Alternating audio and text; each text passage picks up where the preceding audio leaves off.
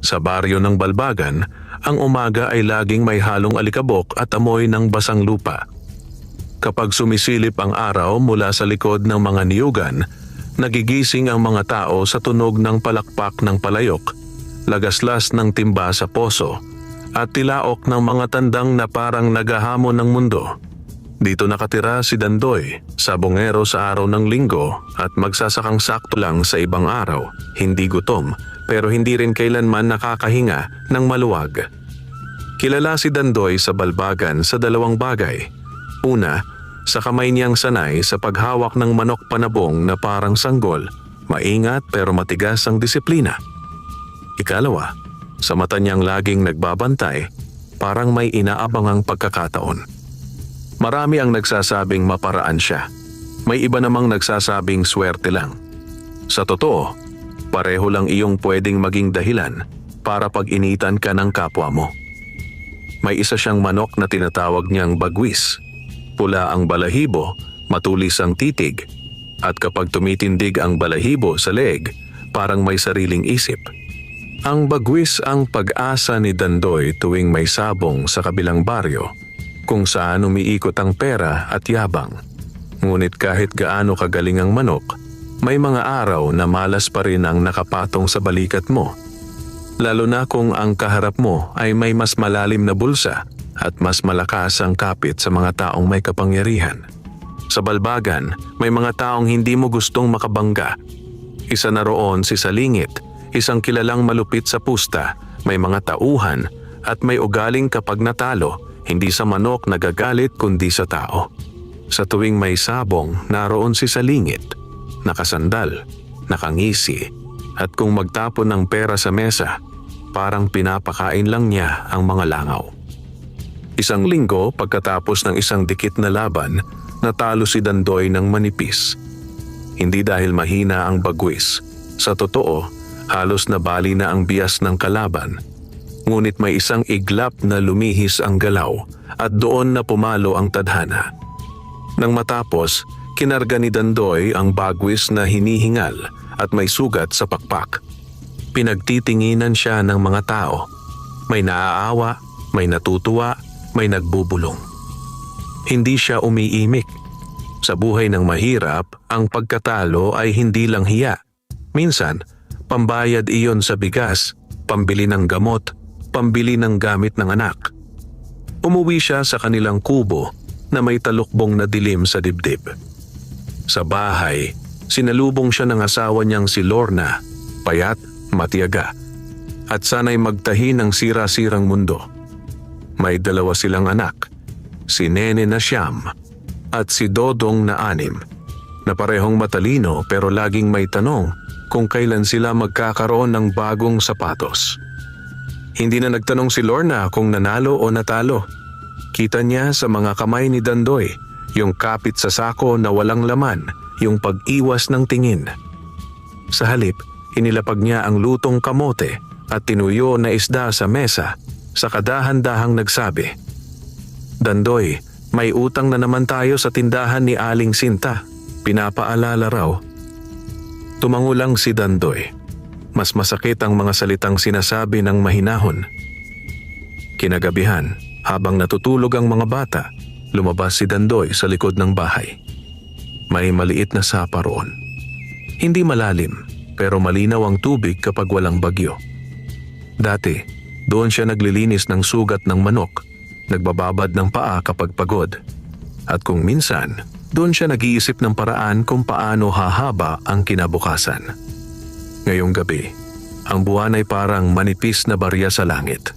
Tahimik ang paligid, maliban sa palaka at kuliglig. Umupo si Dandoy sa isang bato at pinabad ang paa sa malamig na tubig. Napapikit siya, humihinga ng malalim, parang gustong ilubog sa sapa ang bigat ng mundo. Doon niya napansin ang kakaiba.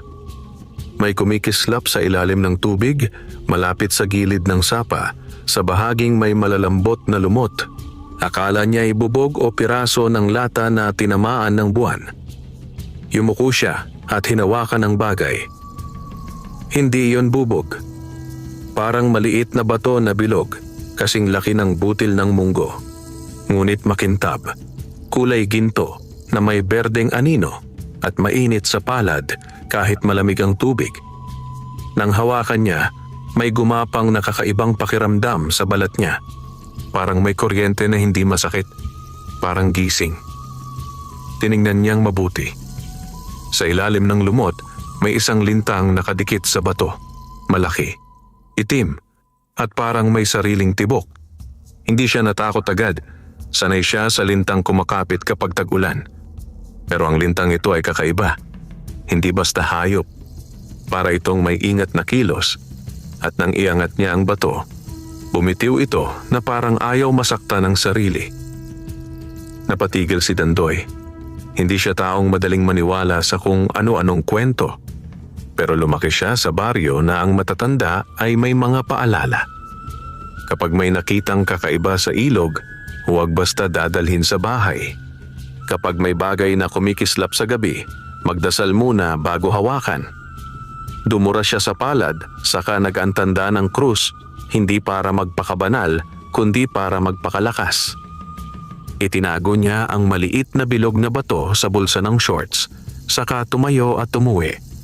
Sa higaan habang nakahiga si Lorna, sinabi niya ang nakita. Hindi niya sinabing mutya agad. Sinabi niya lang na may nakuha siyang kakaibang bato sa sapa. Baka kung ano yan, sabi ni Lorna, may halong pag-aalala. Baka sumpa, Dandoy. Bato lang, sagot niya. Pero kahit siya, hindi kumbinsido. Bukas, ipapakita ko kay Mang Isko. Si Mang Isko ang matandang kilala sa Balbagan na parang may alam sa lahat. Hindi albularyo, pero may mata sa mga bagay na hindi nakikita ng iba. Dating mangangaso, dating tagabundok, at ngayon, tahimik na lang. Pero kapag nagsalita, tumitigil ang mga tsismoso. Kinabukasan, dinala ni Dandoy ang bato kay Mang Isko sa ilalim ng punong balete sa dulo ng baryo. Hindi talaga balete iyon ayon sa iba, pero lahat ay ganon ang tawag dahil malaki, madilim ang lilim at may pakiramdam na parang may nakatingin sa'yo kahit mag-isa ka. Tiningnan ni Mang Isko ang bato, hindi niya hinawakan agad. Kinuha niya ang dahon ng santan, pinatungan ng bato, saka doon niya hinawakan. Tahimik siyang nakatingin, tapos dahan-dahang ngumiti, pero hindi masaya. Parang may bigat. Mutya, sabi niya sa wakas. Mutya ng linta. Napalunok si Dandoy. Totoo? Tumango si Mang Isko. Hindi lahat ng mutya, biyaya. Pero may mga mutyang ibinibigay sa taong gipit para subukin kung marunong siyang humawak ng swerte. Pumintig ang dibdib ni Dandoy. Anong kaya nitong gawin? Karaniwan, sabi ni Mang Isko. Ang mutya ng linta ay pang-akit. Panghila ng bagay na mahirap abutin. Pera, pagkakataon, minsan tao. Pero may kabayaran. Kabayaran? Ulit ni Dandoy, halos pabulong. Kung sakim ka, sagot ni Mang Isko, uubusin ka. Kung matakaw ka sa gusto, tatambay ang malas sa pintuan mo. At yang mutya, hindi sa'yo lang interesado. Kapag kumalat ang balita, may mga taong gugustuhin nga gawin. Parang biglang nagdilim ang paligid kahit umaga. Anong gagawin ko? Tanong ni Dandoy. Umupo si Mang Isko sa ugat ng puno, saka tumingin diretso. Una, itago mo. Pangalawa, huwag mo munang gamitin sa masama. Pangatlo, kung gagamitin mo, gawin mong may hangganan. Huwag mong gawing dahilan para yura ka ng ibang tao. At pang-apat, huminto siya, parang pinipili ang salita. Huwag kang magyayabang. Tumango si Dandoy. Sa isip niya, simple lang iyon. Pero alam niyang sa mundo ng sabong, ang yabang ay parang asin. Laging sumasama kahit ayaw mo. Umuwi siyang bitbit ang mutya na parang apoy sa bulsa. Sa daan, napansin niyang may mga mata. Mga mata ng kapitbahay, mata ng mga batang naglalaro, Mata ng mga taong sanay sumagap ng balita kahit walang sinasabi. Sa hapon dumating si Salingit sa tapat ng kanilang bahay. Kunwari napadaan. Nakangiting parang walang masamang balak. "Dandoy," sabi ni Salingit. "Narinig ko, may nakuha ka raw sa sapa. Kakaiba raw." Nanlamig ang batok ni Dandoy. "Sino nagsabi?" "Balita lang," sagot ni Salingit. Tumitingin sa loob ng bahay sa mga batang nakasilip. "Alam mo naman dito, mabilis ang hangin." Lumapit siya, bahagyang yumuko, parang nagkukwento ng sekreto. "Kung may hawak kang swerte pare, huwag mong sayangin. Baka kailangan mo ng taong tutulong magpalago." Ngumiti si Dandoy, pilit, maingat. "Wala akong alam sa sinasabi mo." Tumawa si Salingit, pero hindi masaya ang tawa. "Sige, pero tandaan mo, sa balbagan, ang swerte may gustong makatikim." Umalis si Salingit na parang wala lang. Naiwan si Dandoy na hawak ang sarili at hawak ang mutya at hawak ang kinabukasan na biglang naging mas delikado. Kinagabihan, binuksan ni Dandoy ang palad niya at tiningnan ang mutya sa liwanag ng lampara. Kumislap ito na parang may sariling mata. Sa isip niya, kung totoo ito, maaaring mabayaran niya ang utang. Maaaring makabili ng gamot. Maaaring magkapera para sa pag-aaral ng mga bata. Maaaring manalo sa sabong nang hindi laging nagigipit. Pero ang tanong, kaya ba niyang gamitin ito nang hindi siya ginagamit nito? Sa mga susunod na araw, parang may nakadikit na pakiramdam sa buhay ni Dandoy. Parang lintang hindi mo makita pero naroon, kumakapit sa isip at sa dibdib. Sinubukan niyang magpanggap na normal. Nagtanim siya sa maliit nilang taniman, naglinis ng kulungan ng manok, nagbantay sa bagwis na gumagaling pa sa sugat. Ngunit sa bawat segundo, may bulong sa loob niya. Subukan mo, subukan mo. Hindi siya agad sumubok. Naalala niya ang sinabi ni Mang Isko. Huwag sakim, huwag magyabang, magtakda ng hangganan. Pero ang buhay, kahit gaano kakabait, minsan tinutulak ka sa gilid hanggang wala ka ng ibang pagpipilian. Isang umaga, dumating ang katiwala ng may-ari ng lupang sinasaka nila. Bitbit ang papel at may kasamang dalawang lalaki. Dandoy, sabi ng katiwala, magbabayad ka na raw ng upa. Kung hindi, ipapahinto na ang pagtatanim mo, may ibang kukuha. Namutla si Lorna. Si Dandoy, sumilip ang galit sa mata pero pinigil niya. Wala pa akong pera, sabi niya. Hindi namin problema, sagot ng katiwala. 3 araw. Pag-alis ng mga iyon, umupo si Dandoy sa bangko sa labas. Tumingin siya sa palad niya na parang doon makikita ang solusyon.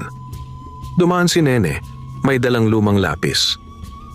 Tay, sabi ng bata, kailangan daw po namin ng papel sa school. Umiling si Dandoy, ngumiti para hindi matakot ang anak. Mamaya anak. Pagbalik niya sa loob, inilabas niya ang mutya. Kinabahan siya. Hindi dahil sa takot sa kababalaghan, kundi dahil sa takot sa sarili. Kapag sumubok siya at gumana, paano kung hindi na siya tumigil? Lumabas siya patungo sa sapa kung saan niya nakuha iyon. Umupo siya sa bato, tahimik ang paligid. Nagsalita siya, hindi malakas. Parang dasal, parang hiling. Kung totoong may bisa ka, bulong niya sa mutya, tulungan mo ako. Para sa mga anak ko. Hinawakan niya ang mutya sa pagitan ng 2 daliri, saka inilubog sa tubig. Wala siyang alam kung paano gamitin. Wala siyang ritual. Wala siyang orasyon. Tanging pangangailangan. Sa tubig, may lumutang na maliliit na bula, parang may humihinga sa ilalim. Biglang tumahimik ang mga palaka. Naramdaman niya ang lamig na parang humigop sa kamay niya. At isang iglap, may sumirit na tubig sa gilid, parang may gumalaw na hindi niya makita. Pag-angat niya ng mutya, may isang maliit na piraso ng papel na dumikit sa lumot. Tinangay ng agos. Pinulot niya, binuklat. Resibo iyon, luma, galing sa tindahan ni Aling Sinta. Sa resibo, nakasulat ang kabuuang utang nila, pati interes. Nanlaki ang mata niya, parang sinasabi ng mutya. Alam ko ang problema mo. Napatayo siya, tumingin sa paligid. Wala naman. Ngunit sa pag-uwi niya, sa daan, may nakitang barya sa lupa, 10 piso. Pumulot siya. Pagdating sa bahay, may isa pang barya sa sahig sa may pintuan, 5 piso. Nang magwalis si Lorna, may nalaglag na barya sa ilalim ng aparador. Parang matagal nang naroon pero ngayon lang lumitaw. Hindi ito yaman, pero ito ay simula. Kinabukasan, dumaan siya sa palengke para magbenta ng 2 tali ng gulay. Sa dati hirap siyang ibenta. Ngayon may lumapit na babae, kumuha agad, nagbayad ng buo at may dagdag. Ang sarap ng gulay mo, sabi ng babae. Babalik ako. Sa susunod na araw, may bumili ulit. May nagtanong kung may mas marami pa. Unti-unting parang hinihila ng mutya ang pagkakataon papalapit sa kanya. Ngunit hindi lang pagkakataon ang hinihila, pati mata ng mga tao. May kapitbahay na nagsabi kay Lorna, bakit parang dumadami ang benta ni Dandoy? May isang tambay na nagbiro sa tindahan. Baka may anting-anting. At si Salingit, hindi na lang dumadaan. Nagtatanong na siya. Isang hapon, habang nagbabantay si Dandoy sa kulungan, may dumating na 2 tauhan ni Salingit. Hindi nagbanta agad, nagpakumbaba. Sabi ni boss, sabi ng isa, kung may hawak ka raw na pangswerte, gusto kanyang makausap para raw sa negosyo. Hindi sumagot si Dandoy. Tumitig lang siya. Nagpapakita lang kami, dagdag ng isa. Para alam mo, interesado siya. Pag-alis nila, napaupo si Dandoy. Sa dibdib niya, may takot na lumalaki. Ang mutya ay tila kumikislap sa bulsa niya na parang tumatawa. Kinagabihan, sinabi niya kay Mang Isko ang mga nangyayari. Nakinig ang matanda, tumango. Ganyan talaga, sabi ni Mang Isko.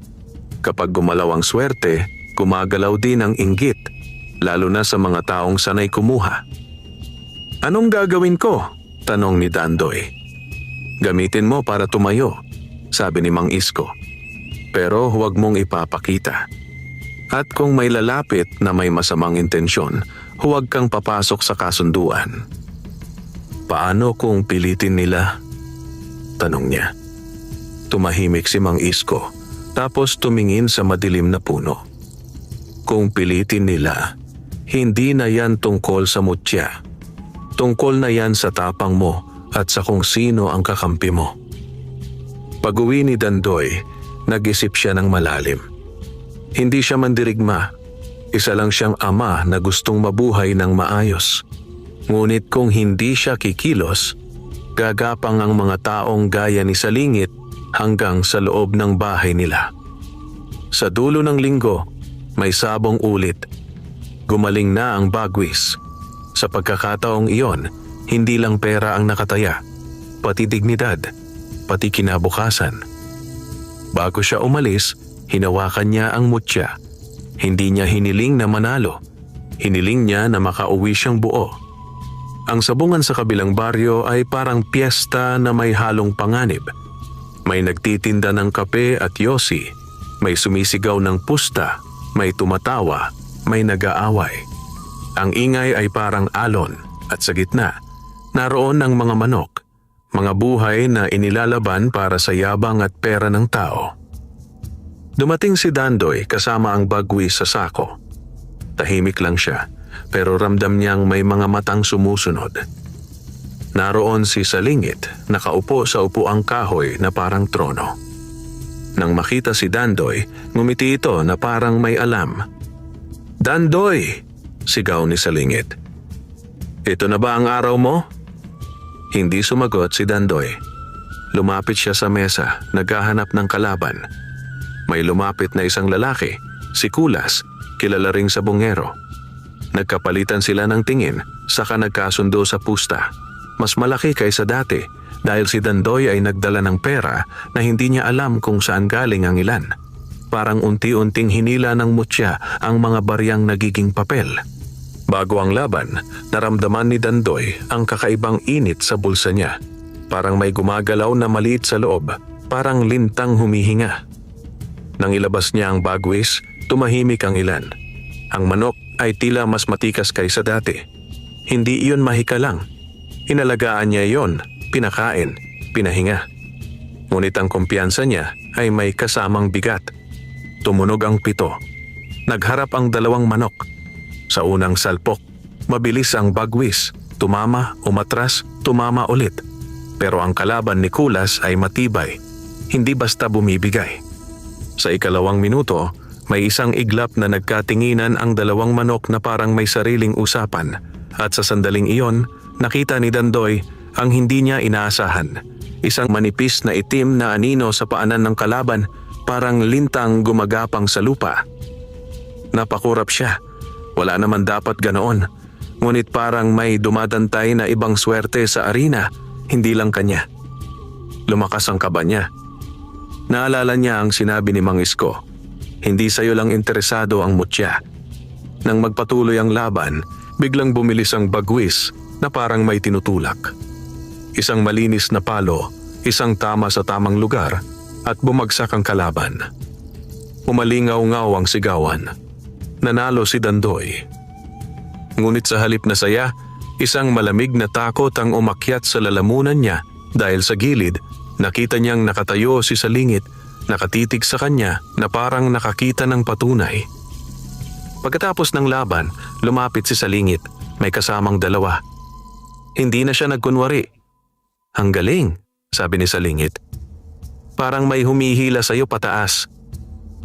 Hindi sumagot si Dandoy, pinupunasan ang bagwis. Gusto ko ng usapan, dagdag ni Salingit. Ngayon, wala akong oras, sabi ni Dandoy, pilit na kalmado. Ngumiti si Salingit pero malamig. Meron ka.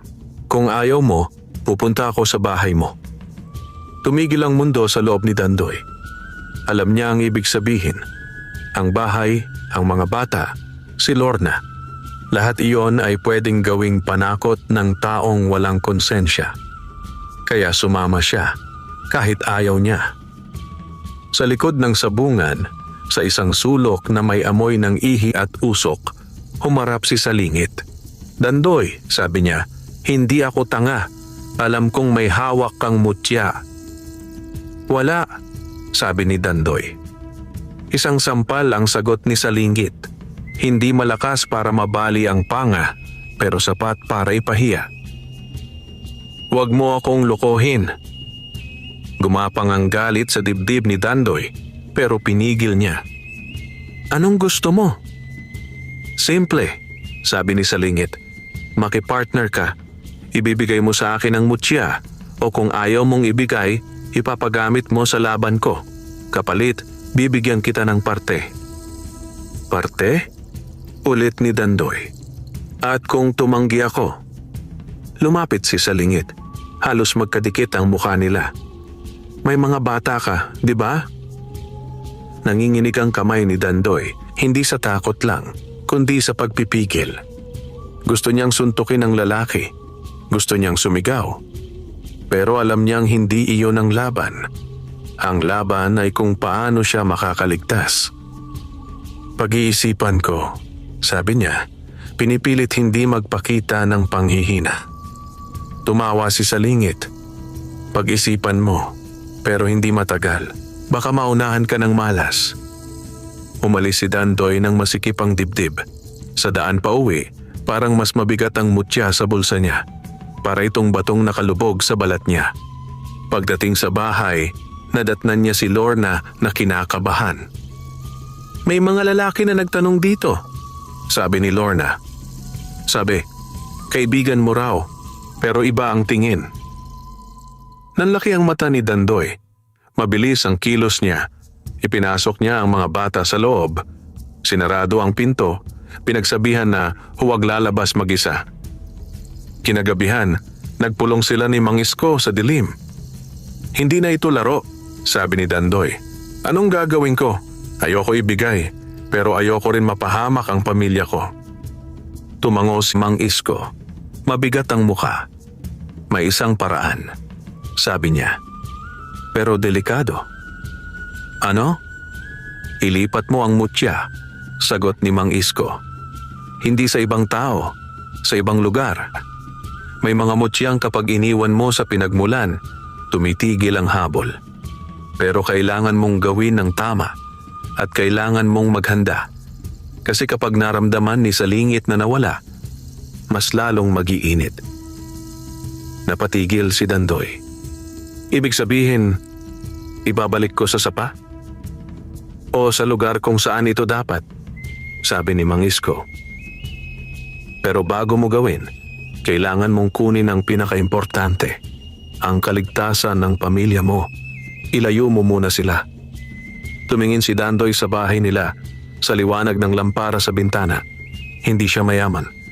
Wala siyang sasakyan. Wala siyang mapagtataguan na siguro. Pero may isang bagay siyang kayang gawin. Magdesisyon. Sa gabing iyon, nagpasya si Dandoy. Kung ang mutya ang dahilan ng panganib, gagamitin niya ito sa huling pagkakataon.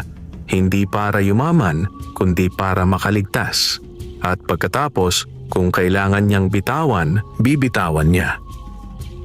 Maagang umalis si Lorna kasama ang mga bata kinabukasan. Dala ang ilang damit at kaunting pagkain. Pupunta sila sa bahay ng kapatid ni Lorna sa kabilang bayan. 2 oras ang layo sakay ng jeep. Hindi iyon perpekto.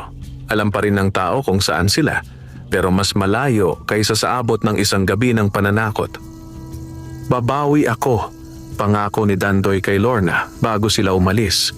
Hindi ko hahayaang masira tayo. Tumango si Lorna, pero kita sa mata ang takot. Mag-ingat ka, sabi niya. Huwag kang magpakabayani. Ayokong mawalan ng ama ang mga bata. Naiwan si Dandoy mag-isa sa bahay na biglang naging mas tahimik kaysa dati. Sa katahimikan, mas malakas ang mga ingay sa isip, boses ni Salingit, babala ni Mang Isko, at bulong ng mutya na parang humihila. Gabi ang pinili niyang oras para sa gagawin niya. Hindi dahil gusto niyang magtago, kundi dahil ang mga tao ay tulog at ang sapa ay parang mas buhay sa buwan. Bago siya pumunta, dumaan siya kay Mang Isko. Binuksan ng matanda ang lumang baol niya, kumuha ng maliit na supot ng asin at isang pirasong tela na puti. Balutin mo rito, sabi ni Mang Isko. Iniabot ang tela. At bago mo ibalik, magpasalamat ka. Huwag kang magmura. Huwag kang magbanta. Ang mutya parang tao rin. Kapag sinaktan mo sa salita, sinasaktan ka sa balik. Paano kung ayaw bumalik? Tanong ni Dandoy. Babalik yan, sagot ng matanda. Pero huwag mong subukan pigilan kung may mangyari. Basta gawin mo ang tama. Lumakad si Dandoy patungo sa sapa. Bitbit ang tela at asin at ang mutya na parang mainit na bato sa palad niya. Pagdating niya sa lugar kung saan niya ito nakuha, tumigil siya. Tahimik ang paligid, pero ramdam niya ang ibang presensya. Hindi tao, kundi parang hangin na may bigat. Inilatag niya ang tela sa bato, inilagay ang mutya sa gitna, saka binudburan ng kaunting asin. Hindi para saktan, kundi para magtakda ng hangganan. Huminga siya ng malalim. Salamat, bulong niya. Tumulong ka, pero hindi ko kayang dalhin ang kapalit. Inilubog niya ang tela sa tubig. Sa sandaling iyon, may umalon sa sapa kahit walang hangin. May tumunog na parang paghinga sa ilalim. Naramdaman niyang lumamig ang kamay niya. At nang bitawan niya ang tela, hinila ito pababa. Parang may kamay sa ilalim na kumukuha. Napatras siya. Sa tubig, may lumutang na itim na anyo. Isang lintang mas malaki sa karaniwan. Kasing haba ng braso ng bata, kumikilos ng mabagal pero siguradong sigurado. Hindi ito sumugod. Parang sinuri lang siya, saka lumubog kasama ang tela. Nang mawala, bumalik ang katahimikan. Ngunit ang dibdib ni Dandoy ay parang sasabog sa kaba. Tumayo siya, handang umuwi. Ngunit bago pa siya makalayo, may boses. Akala mo matatapos dito? Boses ni Salingit. Napalingon si Dandoy.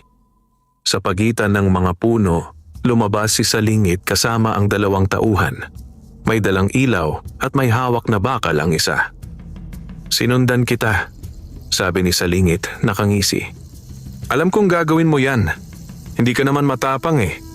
Mapagkumbaba ka kunwari pero gusto mo rin ng swerte. Gumalaw si Dandoy pero 2 tauhan ang humarang. Wala siyang sandata. Wala rin siyang lakas laban sa 3. Nasaan ang mutya? Tanong ni Salingit. Wala na, sagot ni Dandoy, hingal. Binalik ko na. Tumawa si Salingit saka biglang sumipa sa tagiliran niya. Bumagsak si Dandoy sa putik na pauubo. Hindi mo ako maloloko, sabi ni Salingit. Kung binalik mo, kukunin natin. Kung hindi mo binalik, kukunin pa rin natin. Lumapit si Salingit sa gilid ng sapa. Tinutok ang ilaw, parang naghahanap. Nasaan? Sigaw niya. Sa sandaling iyon, umalon ulit ang tubig. At mula sa ilalim, may lumitaw na itim na anino. Mas mabilis ngayon, parang galit. Ang tauhan ni Salingit na pinakamalapit sa tubig ang unang napasigaw. May kumapit sa paa niya, isang linta at hindi iyon maliit. Nahirapang kumawala at sa takot napaatras siya, nadapa. Nagulo ang mga tauhan. Si Salingit sa halip na umatras, tumawa na parang nasisiraan. Ayan ang gusto ko. Lumapit siya, parang gustong sunggaban na tubig. Ngunit ang tubig ay parang may sariling isip. May sumirit na putik. May umalon na parang humihigop at biglang may kumapit sa kamay ni Salingit.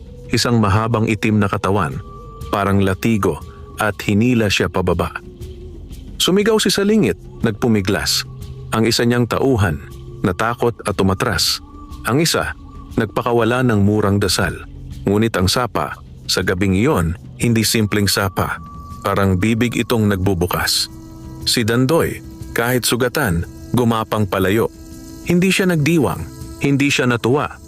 Ang nakita niya ay hindi hustisya kundi babala. Kapag sakim ka, lulunukin ka ng bagay na gusto mong angkinin. Sa pagtakbo niya, narinig niya ang huling sigaw ni Salingit na pinutol ng tunog ng tubig. Paglingon niya, nakita niyang nawawala si Salingit sa gilid at ang ilaw ay nahulog sa sapa, lumulutang sa kalumubog. Hindi na bumalik si Salingit sa ibabaw.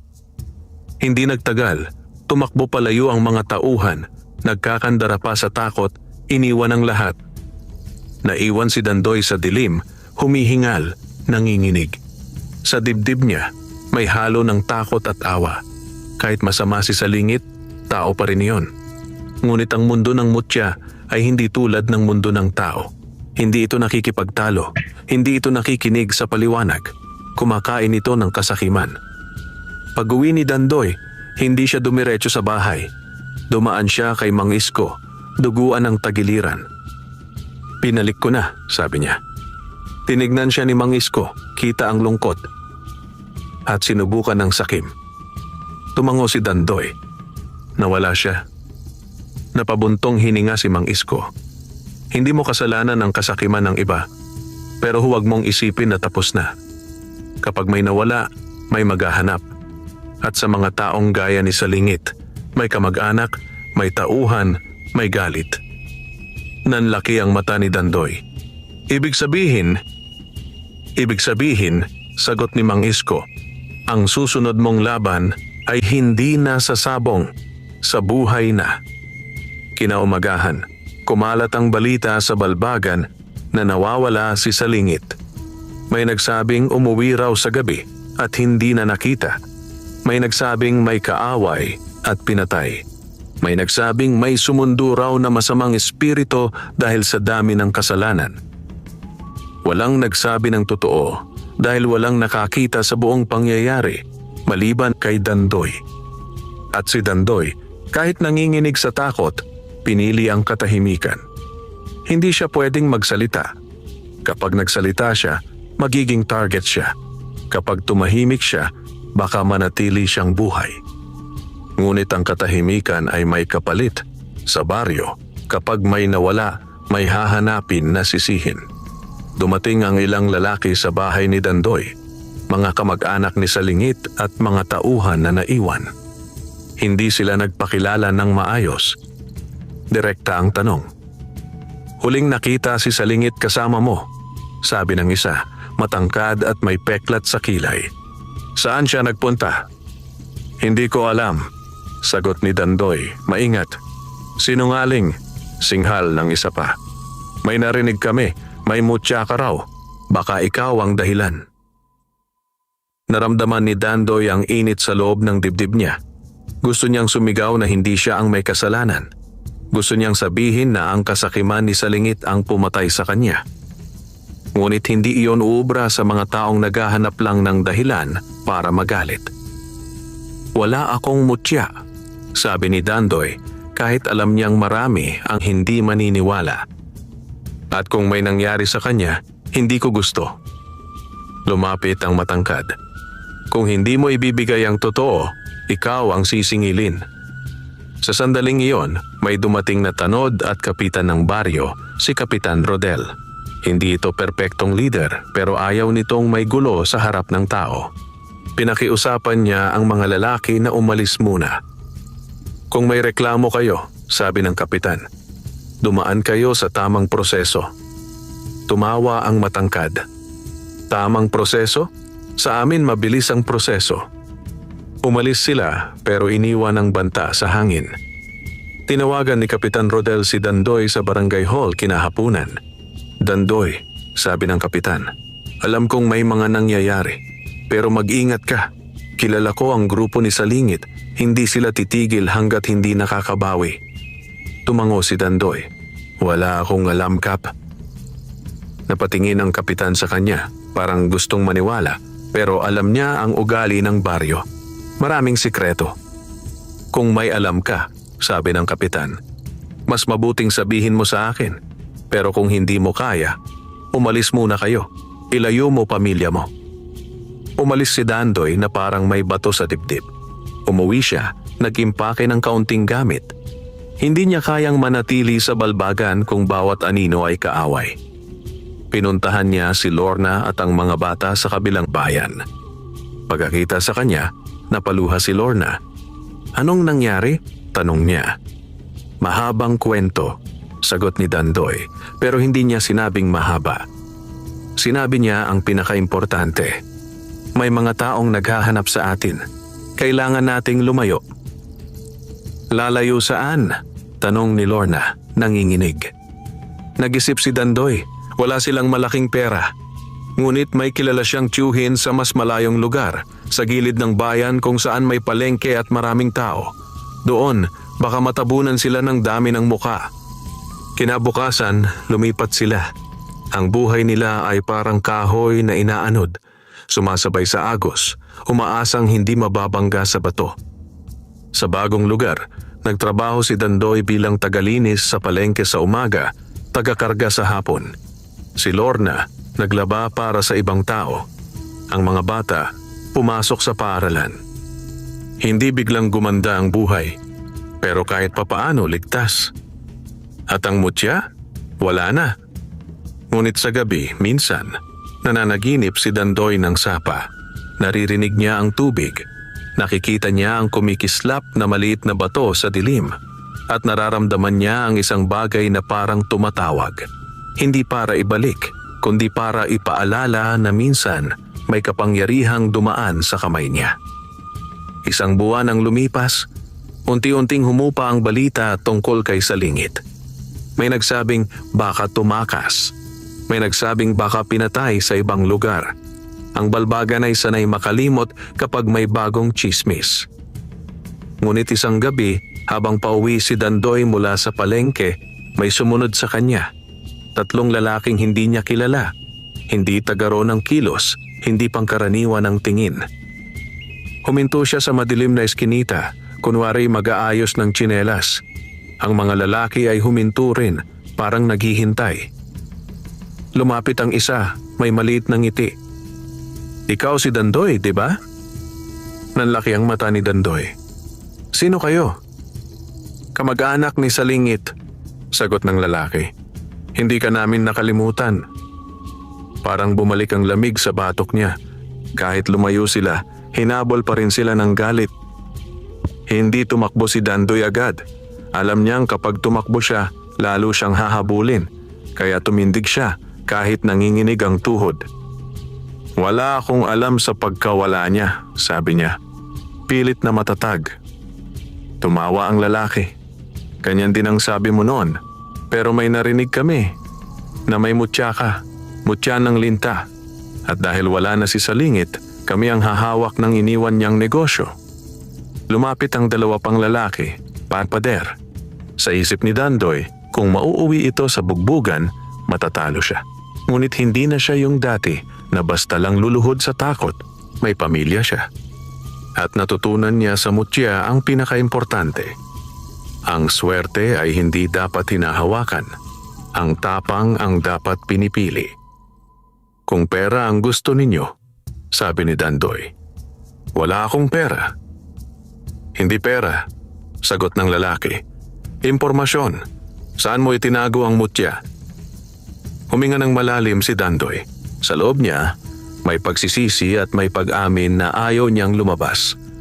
Ngunit kung magsisinungaling siya, maaari silang manakit. Kung magsabi siya ng totoo, maaaring magbukas ulit ang pinto ng kasakiman at sumpa. Kaya pinili niya ang katotohanan, yung katotohanang may aral. Binalik ko, sabi niya, kung saan ko nakuha, sa sapa sa balbagan.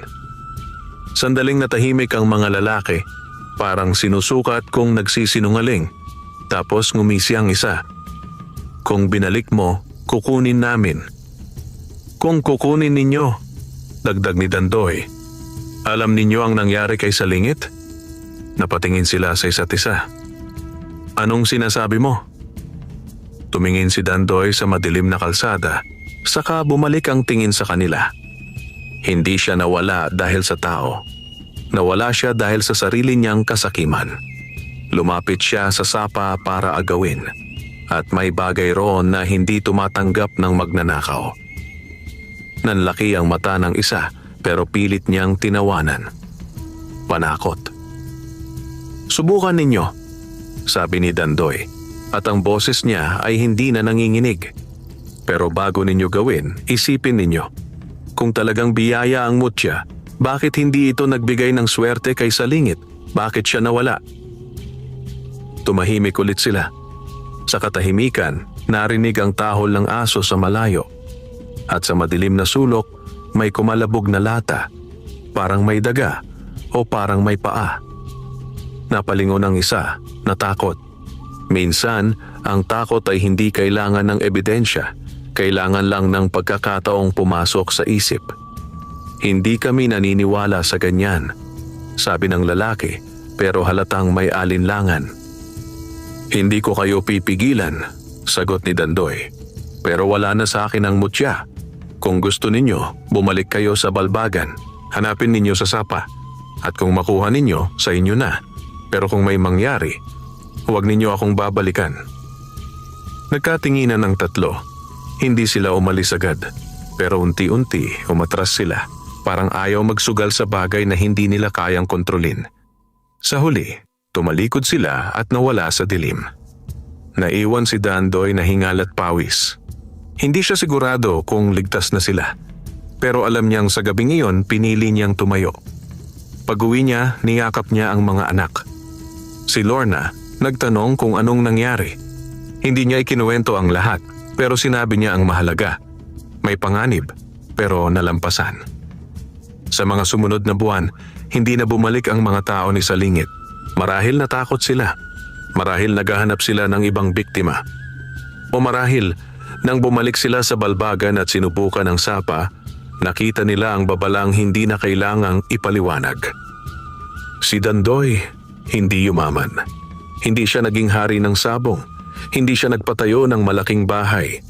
Ngunit unti-unti, gumaan ang buhay.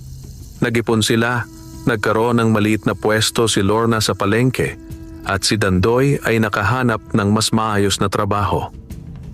Minsan, napapadaan siya sa mga sabungan at naririnig ang sigawan, amoy ng usok at yabang. Pero hindi na siya bumabalik.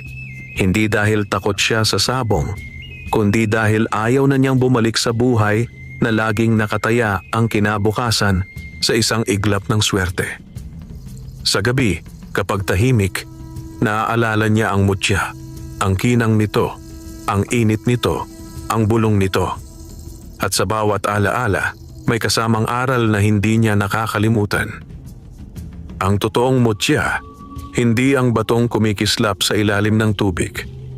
Ang totoong mutya ay ang pagnanasang tumayo kahit walang kasiguruhan, ang pagpili sa pamilya kaysa sa yabang, at ang paglayo sa kasakiman kahit may pagkakataong yumaman. Sa dulo, si Dandoy ay nanatiling tao. May takot, may pagkukulang, may pangarap. Ngunit natuto siyang huwag hayaang ang swerte ang magdikta ng halaga niya. At kahit saan man naroon ang mutya ng linta sa sapa ng balbagan, nanatili itong tahimik, nakalubog, naghihintay sa susunod na kamay na susubok humawak. Ngunit kung may natutunan si Dandoy, ito iyon. Ang kamay na sakim, laging lulunukin ng sariling gusto. Ang kamay na marunong bumitaw, siya ang may tunay na kapangyarihan. Wakas.